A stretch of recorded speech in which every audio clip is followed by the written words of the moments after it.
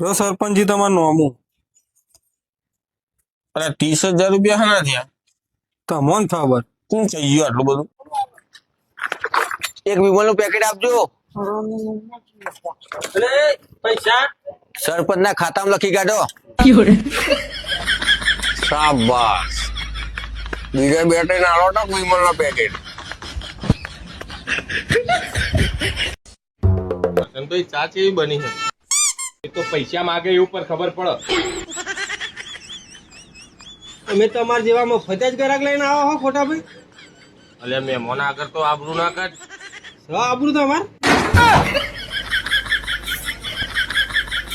આજથી બંધ સાફ પીવાનું. નોમું બંધ કરી દેજે. નોમું તો ચાલ જ છે તો તારું બંધ કરું. હા તો ભાઈ ચાલીને જા.